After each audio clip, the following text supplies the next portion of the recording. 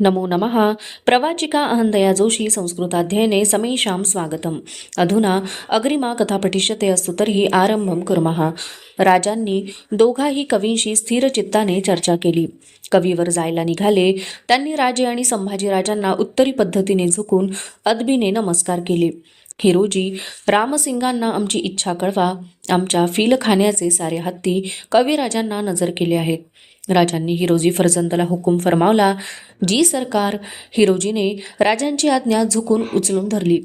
परमानंद आणि कवी कुलेश राजांच्याकडे बघतच राहिले. न राहून परमानंद अदबीने म्हणाले, स्वामीन, हमें हाथियों से क्या लाभ? कविराज, आम्ही विरक्त झालो. ही सराई सोडावी म्हणतो. आपणच मार्ग दाखविला पाहिजे. हत्ती मार्गी लावले पाहिजेत. आमचा भार हलका केला पाहिजे. राज्य प्रत्येक बोल दुपेडी अर्थाने बोलले. परमानंद जे काय समजायचे ते समजून गेले. जैसी आपकी आज्ञा म्हणत परमानंद, कवी कुलेश आणि हिरोजी यांच्यासह कोठी बाहेर पडले. राजे पलंगावर आडवे झाले. संभाजी राजांनी त्यांच्या पायगतीचा शालनामा त्यांच्या अंगावर सरकाविला. त्यांच्या कानामनात राजांचे बोल फिरू लागले. ही सराई सोडणे आहे. आमची बिमारी बनावटी आहे. कुंभाराच्या बाडीचा राबता सोडू नका. हत्ती मार्गी लागले पाहिजेत. संभाजीराजे आपल्या महाराज साहेबांचा पाय हलक्या हातांनी चेपू लागले. कोठीत राजांचे आजारपण चढत्या अंगाने रंगू लागले. हा भार आता सोसत नाही. आई, कोण सत्व परीक्षा ही? ते गनिमांचे कैदी झाले. आम्ही आमच्या देही कैद झालो. तुझ्या नावाचा उदो करीत आम्ही पाजळले, पोत नाचविले.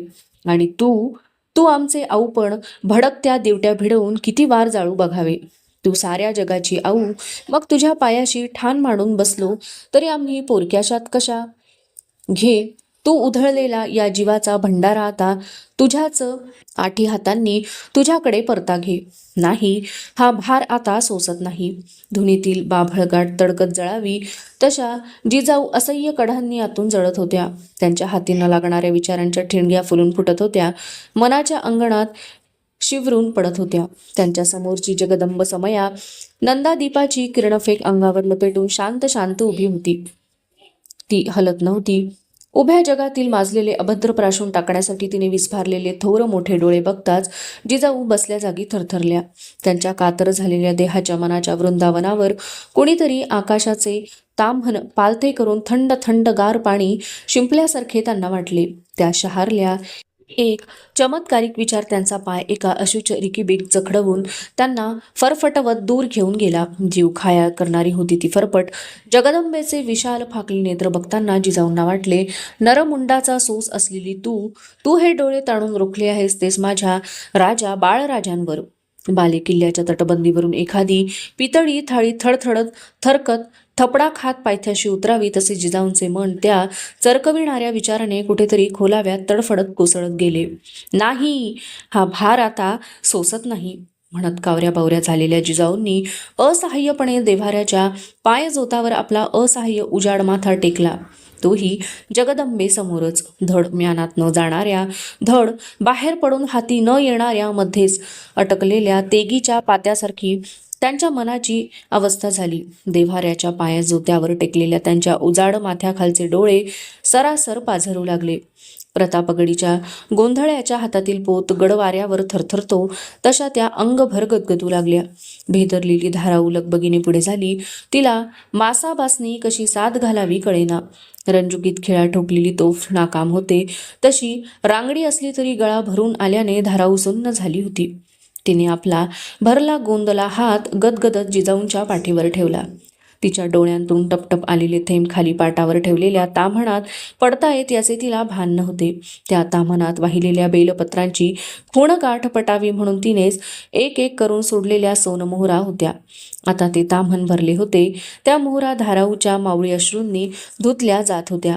जिजाऊंना माहीत नव्हते, धाराऊला कळले नव्हते, पण एक अतिशय भावपूर्ण चित्र त्या देवमहालाच्या दगडबंद भिंती भारल्या नजरेने बघत होत्या. आपला गोंदला हात जिजाऊंच्या पाठीवर सांत्वनासाठी ठेवलेली धाराऊ होती. संभाजी राजांची दूध आई. तिचा हात पाठीवर असलेल्या व माथा जगदंबे समोर टेकलेल्या होत्या जिजाऊ. राजांच्या आऊसाहेब आणि त्या दोघींच्या पाठीवर आपल्या विशाल डोळ्यांचे हात फिरवीत उभी होती जगदंबा, उभ्या मावळ्याची आई. बेताला पक्का असलेल्या औरंगजेबाने एक मनसुबा चिरेबंद करून टाकला. राजांच्या कत्तलीचा. आग्रा शहरातील विठ्ठलदासाची हवेली आता बांधून पुरी होत आली होती.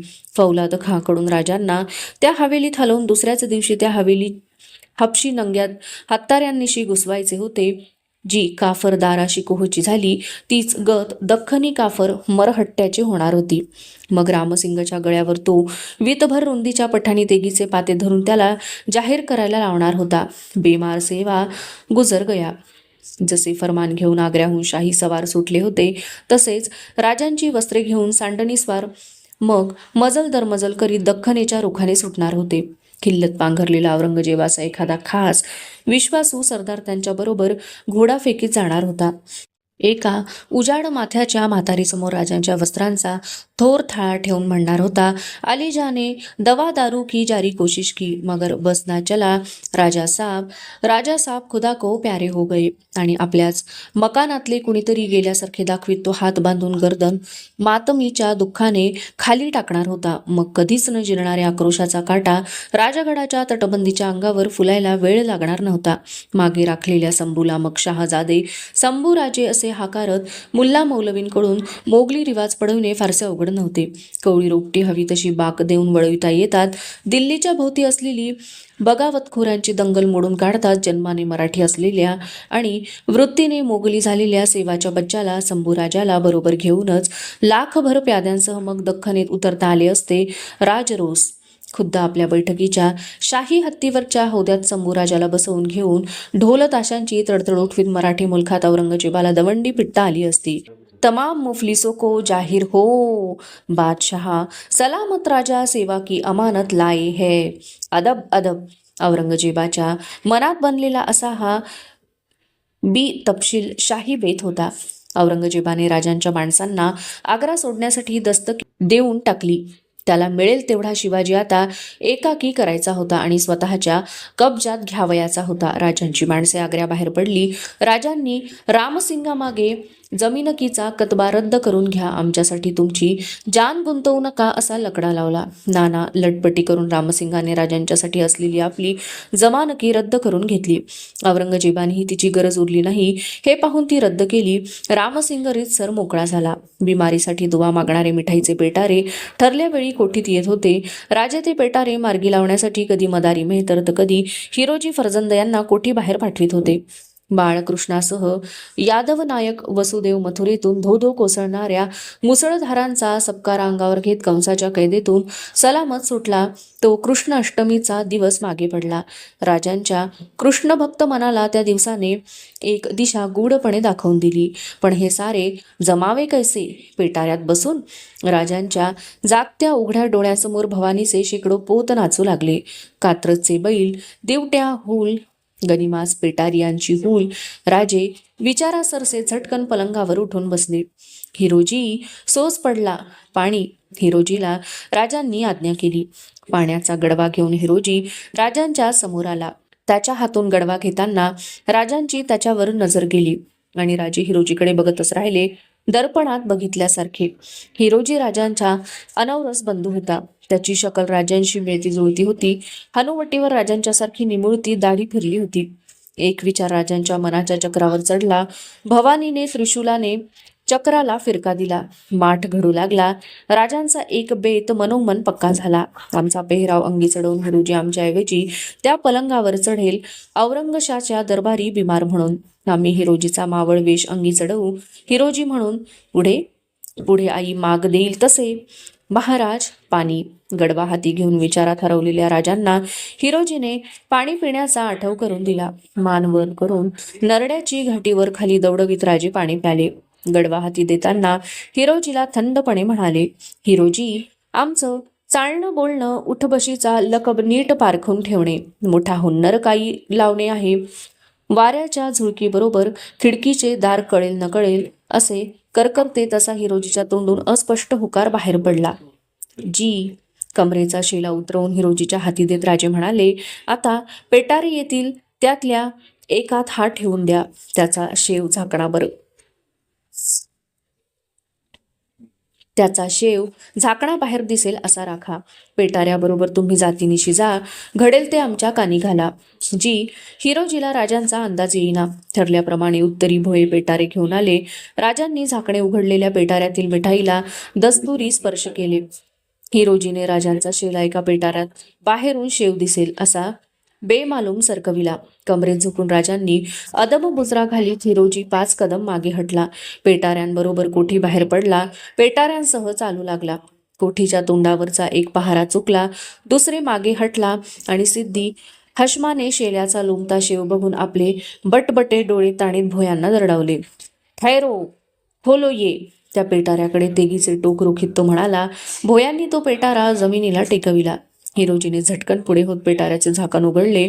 हशमाने शेल्याचे टोक हातात धरून तो सरकन बाहेर खेचला. खाली करो ये सब. पेटाऱ्यातील सगळी मिठाई त्याने बाहेर काढायला लावली. एखाद्या लड्डूत सेवा बसलेला नाही याची खातरजमा करून घेतली. राजांनी अंदाज बांधला तसेच घडले होते. सिद्धी पेटाऱ्यांची केव्हाही झडती घेणार होते. आग्र्यावरून चढून आलेली श्रावणाची पावसाळी वद्य एकादशी कोंदटत परतीला लागली. दरबारातून बाहेर आलेल्या रामसिंगाचे घोडे पथक लाल किल्ल्याच्या बड्या दरवाजातून बाहेर पडले. रामसिंगाचा चेहरा चिंतावला होता.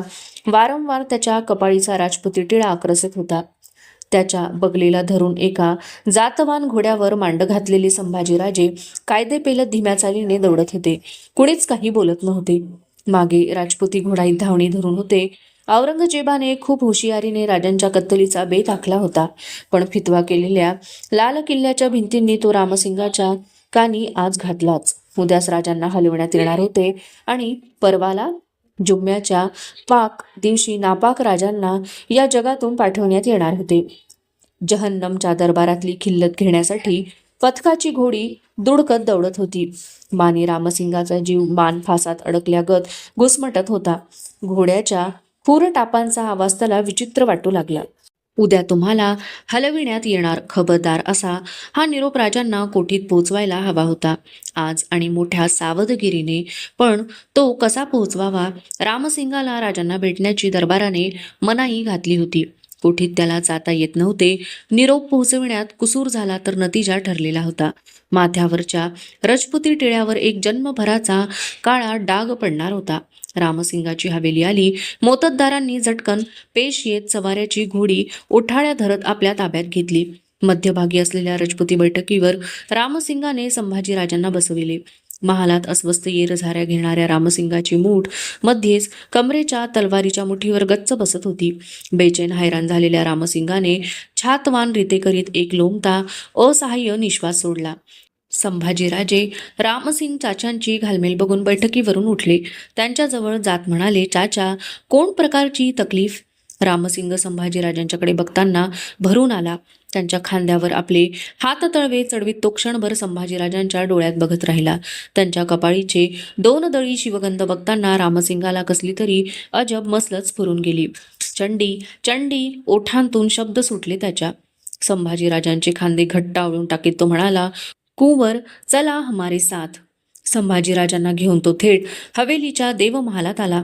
देव्हाऱ्यात पूजल्या रणचंडीच्या मूर्तीसमोर त्याने झटकन गुडघे टेकले. माथा क्षणभर देवीसमोर टेकविला. झटकन उठून देवमहालाचे दार आडबंद टाकून बंद केले. रणचंडीच्या पायांवरचे एक त्रिदली बेलपत्र उचलले. त्याची बाजूची दळे खुडून संभाजीराजांच्या हातात ते ठेवताना रामसिंगाचे डोळे भरून आले.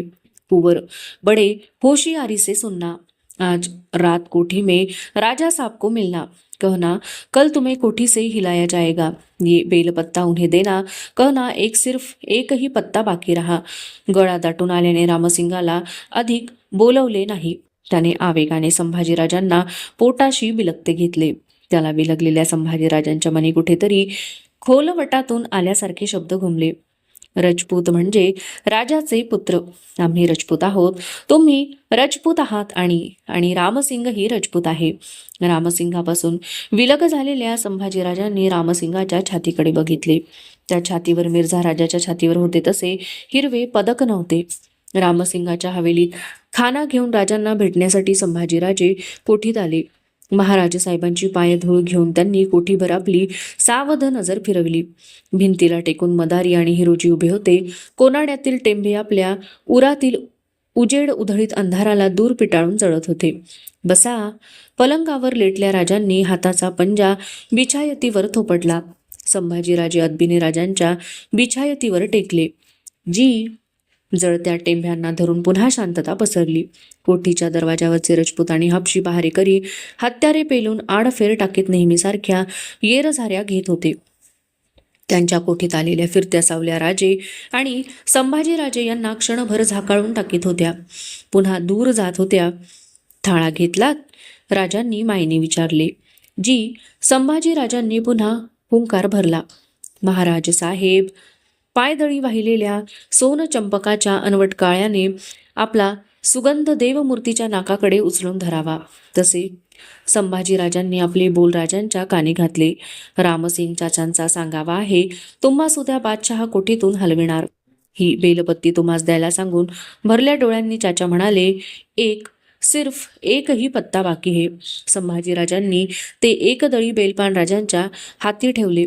दिवसभर भरधाव दौड घेऊन रात्री पागेत ठाण झालेल्या मिटल्या डोळ्यांनी उभ्या असलेल्या घोड्यांच्या हरीत ऐन मध्यरात्री एखादा भुजंग फणा उभवीत फुतकारीत घुसताच ती घोडी जशी खूर खटखटून उधळतील तसे राजांचे सारे दबले विचार क्षणात उफाळले. कोठी बदलणे म्हणजे कत्तल, केविलवाणे मरण. झटकन कोपरावर भार देत राजे बगलेने अर्धवट उठले. संभाजीराजांचा दंड त्यांनी आवेगाने घट्ट धरला. त्यांच्याकडे भरल्या नजरेने एकटक बघताना राजांना एक बालभूत्या दिसू लागला. भवानी राजा उद म्हणत विखुरलेल्या केसांनी काठीच्या ठेक्यावर पोत नाचविणारा हरभट ज्योतिषाचे भाकीत बोल राजांच्या कानात दौडून गेले. हा उंच गडकोटावर राहील, प्रलय माजवील. संभाजीराजांच्या चर्येत उतरलेल्या सईबाईंच्या खुणा राजांना गदगदवून गेल्या. एकला जीव पदरी घातला. राजांनी एक निश्चय मनी पक्का करून टाकला. चुने गच्च मनसुबा. आम्ही कोठी बाहेर सलामत पडलो तर बेहतरच आहे. तसे नाहीच घडले तर हे बाळराजे तरी यवनाच्या दाढेतून सुटलेच पाहिजेत. गडकोटावर राहण्यासाठी, प्रलय माजविण्यासाठी. बाहेरून शांत असलेले राजे म्हणाले, आज तुम्ही कोठीतच झोपा. संथपणे राजे पलंगावर लेट्टे झाले. बघणाऱ्याचा जीव घुसमटेल असे बराच वेळ खोकले, लटके. हिरोजीने पुढे येत थुंकीसाठी तस्त राजांच्या समोर पेश धरले. तस्तात थुंकून राजे म्हणाले, हिरोजी, खान साहेबांना निरोप द्या. बाळराजे आजची रात्र कोठीत झोपण्याचा हट्ट करतायत. त्यांना इथं झोपू द्या म्हणावं. जी. तस्त पलंगाच्या खुराजवळ ठेवून हिरोजी बाहेर गेला. मदारीने एक मात्रा उगाळायला सुरुवात केली. हिरोजीने फौलाद खानाचा निरोप परत्या पावलांनी आणला. महाराज, खान साहब म्हणलं, बेशक सोने दो बच्चे को बाप के साथ. रात्रीने चौक भरला. श्रींच्या राज्याचे पिढ्यानपिढ्यांचे भवितव्य ठरवणारा अत्यंत सावध गोंधळ कोठीत उभा राहिला. घटनांचा, हुन्नराचा, धैर्याचा, कसबाचा. मनोमन आईचा उदो करीत राजे, संभाजीराजे, हिरोजी, मदारी साऱ्यांनीच हा गोंधळ पार पाडायचा होता. यातील एक जरी चुकूर झाला तरी जगदंबा आठी हातात पोत घेऊन साऱ्यांनाच पुरते जाळून काढायला मुलाहिजा राखणार नव्हती. पाळणुकीला कठीण असलेले दैवत होते ते. कपाळीच्या शिवगंधावर उजव्या हाताचे पालथे मनगट ठेवून राजे पलंगावर पडून होते. त्यांच्या एका बगलेला फरसबंदीवर हिरोजी बसला होता. पलंगावर पायाशेजारी संभाजीराजे बसले होते. राजांच्या तळपायांना तेलवण चोळण्याच्या निमित्ताने मदारी पायगतीला बसला होता. कोठीला उजेडाचा उबारा देत कोनाड्यात टेंभी जळत होते. डोळे मिटलेले राजे दबक्या आवाजात बोलू लागले, बाळराजे, असे जवळ या. संभाजीराजे पुढे सरसे झाले. नीट ध्यान देऊन आम्ही सांगतो ते ऐका. एकही बाब विसरू नका. राजे क्षणभर थांबले. मग एकलईत बोलू लागले, उद्या सकाळी तुम्ही कोठी बाहेर पडा. नेहमीसारखे त्यांच्याबरोबर दरबारी जाऊन या. जाताना सर्जेरावांना बरोबर घ्या. पहिला दरबार उगलताच तब्येत ठीक नाही, आम्ही निघतो, असे रामसिंग चाचांना सांगून सर्जेरावांसह किल्ल्याबाहेर पडा. तुम्ही कुंभारवाडी दिशीच्या कुंभाराच्या मेटावर थांबा. सर्जेरावांना 2 घोड्यांनीशी नूरगंज बागेजवळ तयार राहायला सांगा. आम्ही तुम्हास उदय कुंभारवाडीत भेटू. तिसऱ्या प्रहरानंतर आम्ही आलो ना आलो तरी तुम्ही सर्जेरावांसह आग्र्याबाहेर कूच करा. त्यांच्याजवळ दस्तके आहेत, ती दाखवून मथुराजवळ करा. ते सांगतील तसे वागा. कमी बोला, आमच्यासाठी थांबू नका. राजे थांबले. त्यांच्या मिटल्या डोळ्यांसमोर कितीतरी चेहरे क्षणात गरगरत फिरून गेले. मासाहेब, पुतळाबाई, धाराऊ, येसूबाई, सावळ्या पारख्या झालेल्या सईबाई, सांगितले ते केवढे उमगले याचा सरतपास घेण्यासाठी राजांनी 2 वेळा सारे संभाजीराजांच्या तोंडून वदवून घेतले. आता झोपा तुम्ही, राजांनी संभाजीराजांना सांगितले. मदारीने पुढे होत संभाजीराजांचा टोप हाती घेतला. नेऊन चौरंगावरच्या तपकात राजांच्या टोपाजवळ ठेवला. संभाजीराजे पलंगावर आडवे झाले. केस मोकळे सुटलेले संभाजीराजे बघताना राजांच्या छातीत असंख्य कालव वळवळले. त्यांनी बाळराजांचे मस्त खळूच आपल्या मांडीवर घेतले. कोणी सांगावे, ही भेट शेवटचीही ठरली असती. राजांची निमुळती सडक बोटे संभाजीराजांच्या कुरळ दाट केसांवरून फिरू लागली. मावळी आभाळ बालसूर्याच्या जावळातून बोटे फिरवित होते. फार दिवसांनी संभाजीराजांना अशी मायेची बिछायत मिळाली होती. त्यांच्या पापण्या झापडू लागल्या, आपोआप मिटल्या. टेंभ्याच्या उजेडात मांडीवर सुख झालेल्या संभाजीराजांना बघताना राजे कशात तरी हरवले. विचार करू लागले, खरेच भाग्यवान आहात. आम्हाला आठवत नाही कधी आमच्या महाराज साहेबांची मांडी अशी उशी म्हणून मिळाल्याचे. राजांनी झोपल्या संभाजीराजांची मान हलकेच बिछायतीवर ठेवली. त्यांच्या शेजारी ते आडवे झाले. पलंगाजवळ एका घोंगडीवर हिरोजी दंडाची वळी डुई खाली घेऊन कलंडला. मदारी पहारा दिल्यासारखा कोठीत फिरू लागला. हिरोजी पडल्या पडल्या राजांची दबकेच हाकारले. जी, फरसबंदी बोलली. राजे पलंगावरून खाली कलंडलेल्या हिरोजीशी दबक्या आवाजात तख्तपोशीकडे बघत बोलू लागले. सगळ्या जीवाचा कान करून हिरोजी नीट ऐकू लागला. आमच्या साऱ्या लकबी ध्यानी घेतल्या? राजांनी विचारले. जी, हिरोजी हुंकारला. पहाटे लाल किल्ल्यावरची नौबत दुडदुडते, ती ऐकायला जागे राहा. त्यावेळी बादशहा फजरची नमाज पडतो. रात्रीचे पहारे त्यावेळी गस्त देत पालटतात. त्यावेळी आमच्या जागी तुम्हास बिमार म्हणून झोपायचे आहे. तुमचा चेहरा आमच्याशी मेळ. उद्या पहाटेपासून तुम्ही राजे, आम्ही हिरोजी. आमच्या जागी पलंगावर कोठीच्या दरवाजाकडे पाठ करून कोरे झोपा. उदयिक पेटाऱ्याबरोबर आम्ही हिरोजी म्हणून कोठी बाहेर पडू. संध्याकाळी तुम्ही पुन्हा तुमचा पेहराव चढवा.